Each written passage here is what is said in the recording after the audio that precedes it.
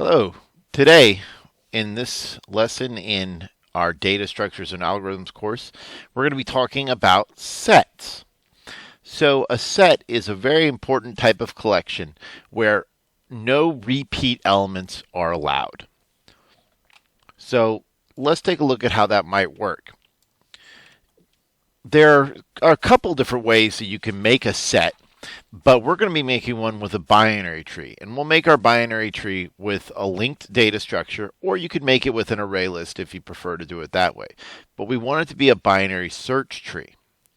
So let's say that we were trying to add some integers, 8, 4, 7, 3, 6, 4, 2, and 7. Actually, let me start with a smaller number, 5, so I can get a nice root in the middle here. All right, so if we start adding a 5, we'll add a 5 there. The next number we would add is an 8, and so we would put the 8 to the right. Let's put it to the left. Then the next number is a 4. 4 is less than 5, so we put a 4 here. The next number is a 7. Well, 7 is greater than 5, less than 8, so we put a 7 here. Okay, and then we'd have a 3. We have 5, 4. Well, the 3 would go over here, right? And then the 6 would go here. Then the 4 is less than 5. Well, the 4 is there. So instead of sliding left or right, we're just going to return false and not allow that to be added. Then 2 would be like this. And then the 7, same thing, we would return false. What we're left with is a collection that, if we iterate through, has no repeated elements. In this particular collection, if we do an in-order traversal, is a set in order from least to greatest. So in order to do that, we need to have ways to be able to compare items in our set. So we need to have the requirement that our items be comparable. If they're not comparable, we can still use them if we make our set support something called comparators. But for right now, let's focus just on comparable. Comparable is an interface. So if your objects are comparable, then they have implemented the comparable interface, which means that they have supplied this one method here called compareTo. And the compareTo will compare to another object, and it will return a negative number if this object is less than the object O. It'll return 0 if they're the same object, and it'll return a number greater than greater than 0 if this object is greater than the other object. So we'll be using compareTo to form this binary tree, and when we find two items that are equal, we will not add them. Let's take a look at the AbstractSet class from Java. The AbstractSet class is another one of those skeletal implementations of set interface that will allow us to create a set with a minimum amount of effort. So it's going to implement set interface for us. The set interface has a lot of stuff in it, and stuff, especially these kind of things here, which are static methods. We don't even worry about that. And you see we have an add with a Boolean. See that, and this time this is important. We've dealt with a lot of adds and just always return true, but now we're only going to add if it is allowable. And then we have a bunch of other methods here as well. But the key one for us is going to be size and add. Because basically when you implement abstract collection, let's take a look at when you implement abstract set, you're basically implementing abstract collection. You just have to do it with the added requirement that you can't add two of one of the same item. So if you recall from abstract collection, we need to provide implementations for the iterator and the size. And if you'll recall, we also need to override the add method because it's optional at the get-go, and that's not really very helpful. So we'll add the we'll make sure that we have an add method as well. So we're going to make this called our binary set class. In Java, it's called a tree set, but I don't want to use their name, so we can avoid any kind of name collisions and things like that. So we're going to import java.util.set, and we're going to import java.util.iterator, and let's import java.util.AbstractSet. We don't actually need to say that we're implementing set, but I just, I import it by habit because the abstract set already implements it for us. So we'll say public class binary set extends abstract set. And if you want to say implements set, you can as well. That's fine if you want to be explicit, because the abstract set implements that as well. But then I got to import it. Okay. So we're going to need a node class. So we'll say private node root. And our binary set, we need to take in some generics. It will be of type E. It's going to extend an abstract set of type E and a set of type E. And our node will be of type E, I think. Or do I need to make that? Maybe I don't need to. We'll just say private node root. And we'll have private int size. And let's make a private class node. It's going to have E data. And it's going to have a left and a right. So we'll have a node left and a node right. And we'll just take in our information here. And we could be explicit that when we make a node that the left is null and the right is also null. All right.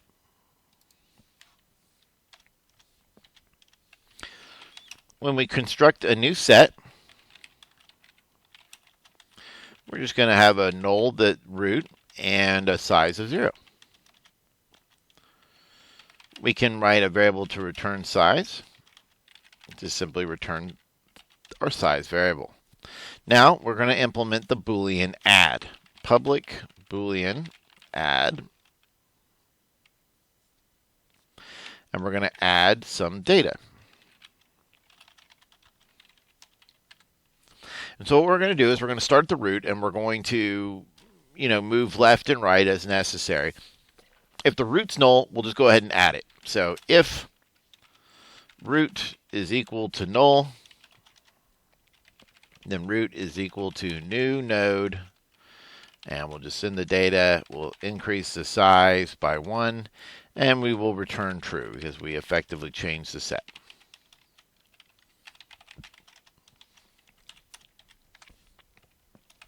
Else, I'm going to make a node called current that is equal to the root.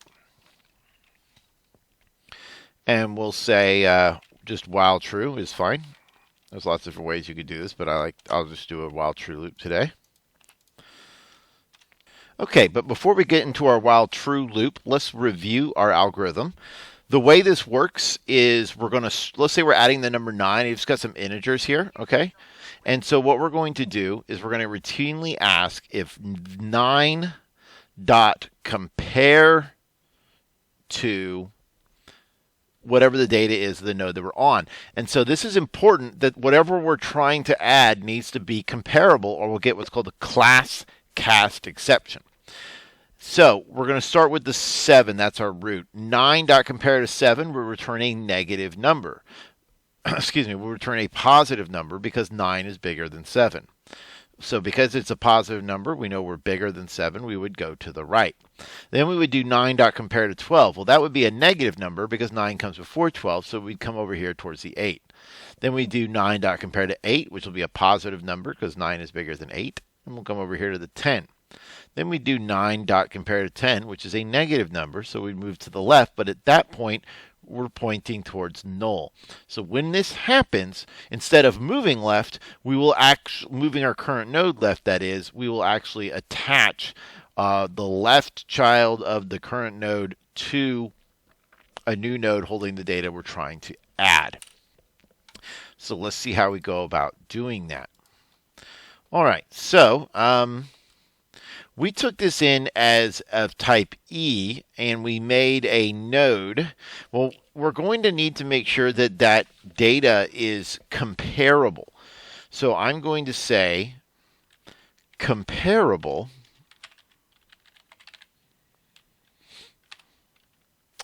data, D equals comparable data. Okay. Now we might need the bracket E on that. I'm not sure, but I don't think so. So I'm gonna try it. We'll come back and add it if we need it. So, all right. So now what I've done is I've cast the data that's being added and making it into a comparable. And because of that, I can now run. I know for sure that I can run that method there. D.compare_to. That's the data. .compare_to, and the compare_to method can take in any data. It doesn't have to be comparable. It simply has to be an object, and then the compare_to method takes care of casting it as it is. So I'll say current dot data. Well, if that is less than 0, then we need to slide to the left. So, well, I'll say if current dot left is equal to null, then I found where I need to add. So if I found where I need to add, then I'll just say current dot left gets assigned a new node with D as its data. The size will increase by 1, and we will return true. All right, else if current or else, what will we do else? Sorry. Else we'll simply say current is equal to current.left. So if the left node is unoccupied, we will attach a new node with the data we're trying to add. Increase size, return true. Otherwise, we will move our current node down to its left child. All right, now we're on this one. I was getting ahead of myself. Else if D.compare to current.data is greater than 0, then if current.write is null, let's add the node. Current.write gets assigned a new node of type D, size increase, return true.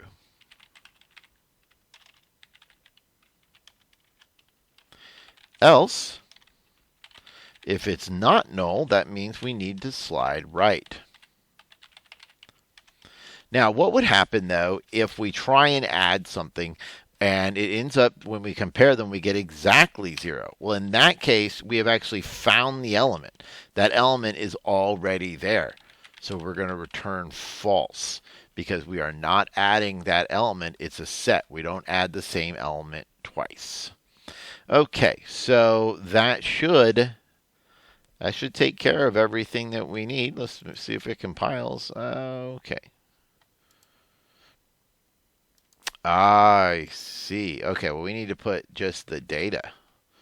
So it says comparable can't be made type E. So we could probably put a cast on it, and that would help. Let's see if that works. Errors found in class. Oh, well, we got to abstract. We got to do our iterator. Have we done the size method? I think we did already, right? Yeah. We've got to do the iterator. So,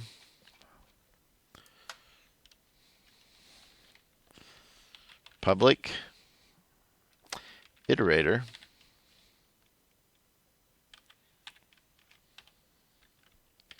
iterator. And this is just going to return a new it. All right, let's make our iterator class.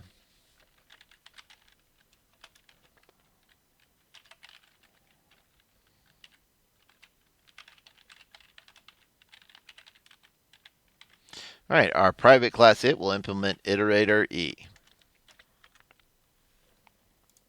All right, so what all does it need to do? Well, it needs to override.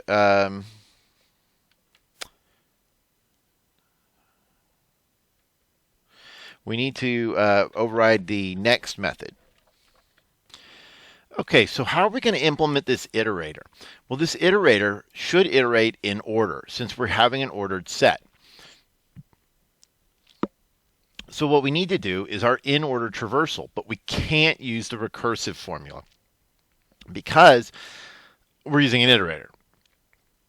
And the recursion, we wouldn't be able to just keep up with where we are exactly. I mean, it would be weird. I don't think it's possible at all. So we need to use an iterative approach. So what we're going to do is we're going to construct an iterator and we're going to make a stack. And our stack, whenever the iterator constructor is called, it's going to get the root. So in this case, it'd be a 9. And then we're going to sit there and we're going to, while the current node is not null, we're going to just add everything. So first thing we're going to do is add the 9 and we'll dive left. So we'll add 5, not add everything, excuse me, add everything to the left. And then we'll dive left and we'll add a 2. And because this is null, we'll stop. So upon instantiation of the iterator, it will fill a stack with all of the left-hand nodes going down. Then when a call of next is made, what we'll do is we'll simply pop off a value from the stack. We'll mark that as what we want to visit or return with the next, and we'll dive right. So this is supposed to be a 4 here. So in this case, we dive right and add it to the stack and add everything to the left. But that's null. So next time we call next, we would, this is gone now. Next time we call next, we get this 4. And after calling the 4, we would dive to the right, and that's null as well. And so that would be it. Then we would call the 5. Next time we call next, we pop off the 5. And then 5 is what we're going to return, but we dive right. And we add that to the stack and then add all of its left children. Okay, so then we would, the 5 gets returned to the user, then the 6 comes off, it gets returned to the user, then the 9 comes off, but the 9 does have a right child, so we'd go to 12, we would add 12 to the stack, then we'd add 10 to the stack. And so you can see we're using that in-order traversal of a pop from the stack, visit, go right, dive left. So it's, we initially going to, we dive left as far as we can, then we visit, pop and visit, then we dive right. So let's code it up. All right, so we could, if you have a stack available in your package, that'd be great. I'm going to import deck and linked list. Deck is the kind of the modern day stack for Java. There is a java.util.AbstractSet class, but you're not supposed to use it because it's deprecated, although many textbooks still do. So it's really fine if you want to use that. But I'm going to make some instance variables here. I'll say private. This is going to be a deck of type E, and I'll just call it stack. Oh, it's not going to be a type E. I'm sorry. It will be of type node stack. And I think that's probably it. That's really all I need. So I'll say private it. And what we're going to do is we're going to say node current is equal to root. Then while the current does not equal null, we'll simply start adding it to our stack. So stack.push current, and then we'll dive left. So current will equal current.left. All right, so that's going to initially fill it up with that stack. So it would fill up with a 9, a 5, a 2, and that's it, because we won't add a null value. Okay? Then when someone calls public needs to return a type E, public E next, what we're going to do is we're going to pop off a value, pop off a node. So we'll say node current is equal to stack.pop. And we'll say E data is equal to current.data. That's the data we're going to return. And we need to dive right. So we'll say current equals current.write. And then we'll just continue this procedure again while current does not equal null. So you see we won't enter this loop if the right child is missing. We'll say stack.push current. And we still dive left. Stack current equals current.left. Always diving left. Current equals current.left. All right. When we're all done, we will return that data that we held on to earlier. Right. Well, let's write the has next now. Public Boolean has next. Well, simply this procedure here is what allows it. Oh, you know what, though? I just realized we never instantiated our stack. I'm sorry. We need to go back there and make sure we do that. Our stack is a new linked list. We get a null pointer exception without that. So can't call stack.push until you made your stack. All right. But what I was looking for to say is that if that stack, remember we added stuff to a stack, if that stack has nothing to pop off, because that's the first thing we do when we have next. So we're just going to return whether or not the stack is empty. So return not stack.isEmpty. So if the stack is empty, then we do not have next. So if isEmpty is true, we'll return false. If isEmpty is false, we'll return true. All right, that's pretty much it for that. Let's try out our set. So I'm going to add. Let's just simply do a type integer, and I tell you what. Let's try and make this tree. So we're going to do. Well, actually, I'm not sure which order this would be. It'd be like a 9. We can do 9, 5, 12, 2, 6, 10, 13. We'll try that. Probably not going to match it exactly, but that's okay. So I'm going to add, let's do a 9. Let's add a 5. Let's see here. I think there was probably a 12 in there. Let's add a 2. I'm going to add a 4. Let's add a 13. And maybe a 10. And I'll tell you what, let's try and add a 4 again. Let's see what happens. False. We could not add it, right? All right, let's go to our toString. Now, our toString is inherited from object. Remember, we override it. It's actually overridden in abstract class. So what the toString in abstract class will do is it's going to call our iterator. And while hasNext returns true, it's just going to keep getting new values and comma separate them and put them inside square brackets. So you can call from either place. Call the toString, and there it is. And look how it is in order with no repeated elements. Now, to make this into a complete set, like Java's tree set, we really need to implement the ability to remove. And if you recall, removing from a binary tree is not so fun. And we need to make sure that our iterator can remove as well. What I would probably do there, so that removing from a binary tree within the iterator, since we're popping off nulls, you're going to remove what you last removed. I would probably keep a reference to the node that I last removed, and then I would go and find that node in a special method and remove it. I'm not going to be doing that today. I need to show you one more thing. I'm going to show you how to add another class that implements comparable. So let's make a class, and I'm going to call it class, let's say class person, just real simple here, okay? And let's say that our class person has a name and an age. So public class person, and we'll say private string name, and we'll say private int age. Public person, string in, int a, so name gets in, age gets a, and I'll say, let's say public toString, and we can just respond, we can return that name,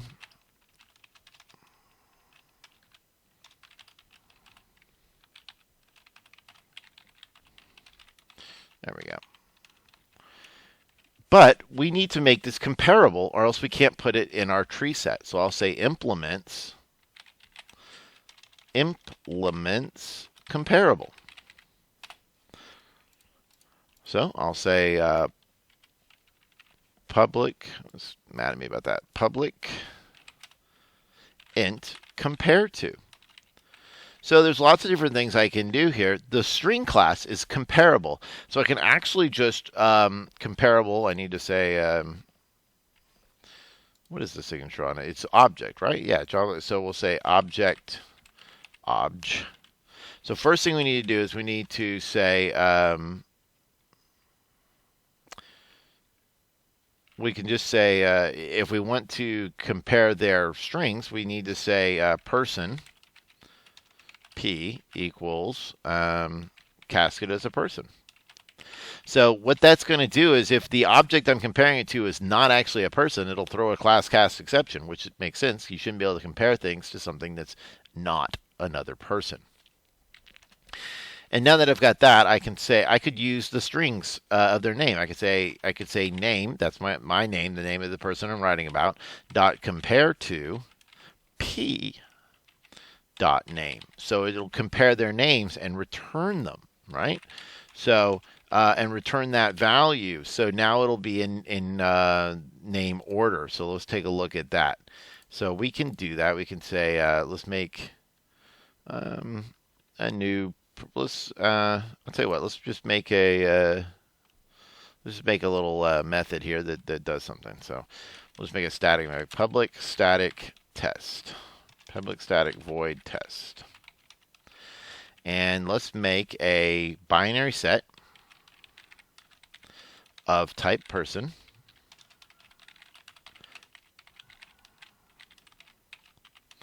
And I'll say set.add new person Jed 41. Set.add new person Aura 17. I'm just using people in my family.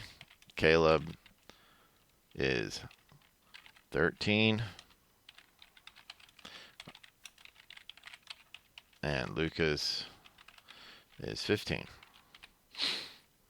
And last, I'll add my wife, Sue.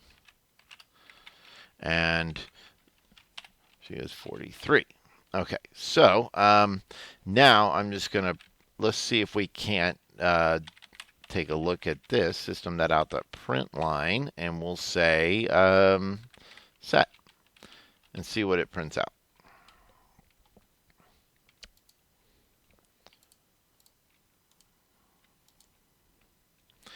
So it did it in alphabetical order. Caleb, C, J, L, then O, and then S. All right, well, maybe, you know what I'm going to do, though? I think I'm going to add a /n to my toString just to make it a little bit more easy for us to read right now. That'll make it go to a new line. Well, what if I want to do it by age instead? So let's do it by age. Well, I would simply say, let's say return age minus the second. I'll say age minus the other person's age. So if the person's age is 5 and the other person's age is 10, that'll be a negative number. All right, let's try that one now. Let's say test. You can see it should be in order of age.